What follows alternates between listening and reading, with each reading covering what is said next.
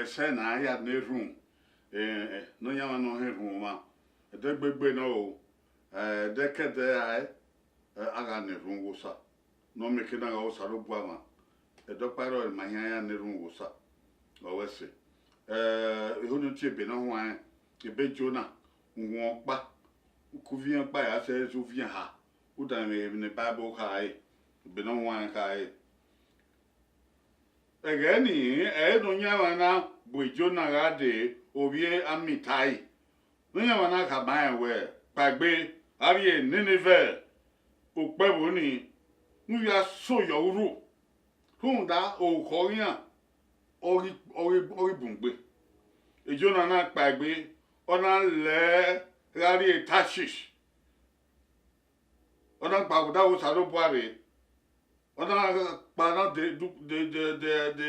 be ona la oko rari e bona te Joppa ori mi o se Joppa na mi o ko na de gberi e bona te Tashish ona hasa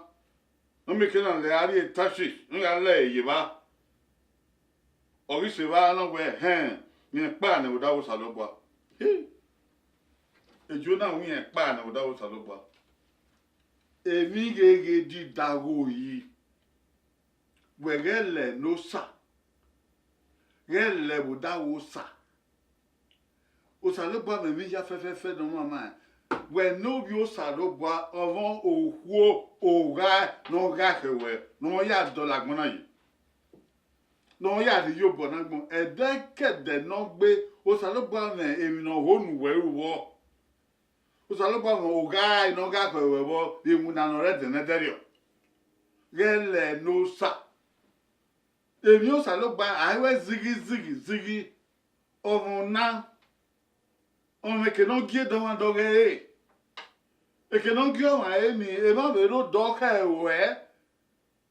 hunde mi nu wa ya unu sa unu salogba gie o so mi se unu we gie gbuwe eboni na tie Nineveh o ko yin na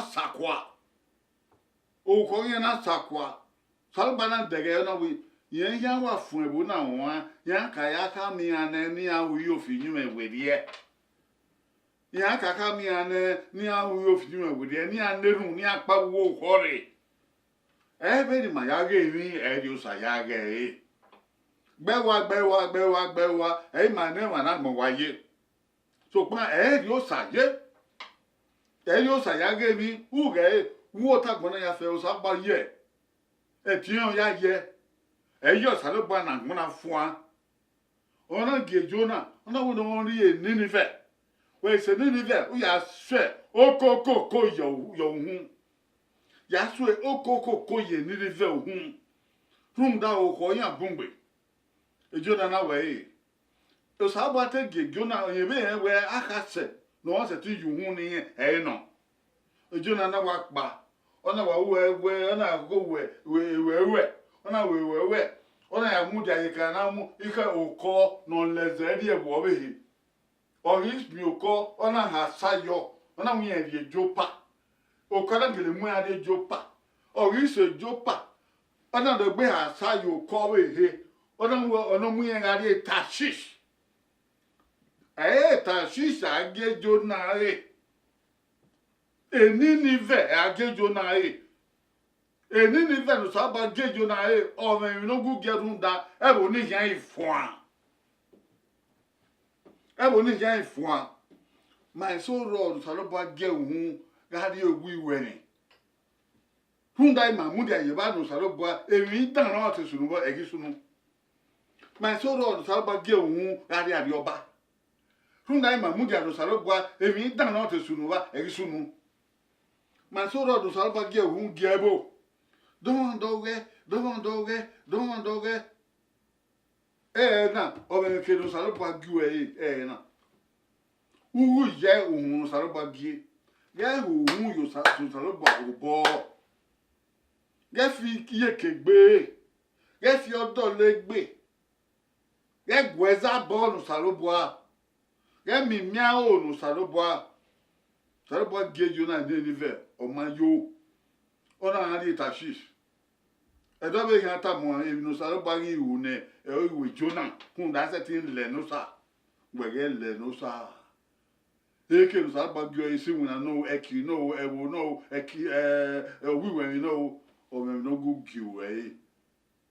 mu dia no sa lo ba gyo hu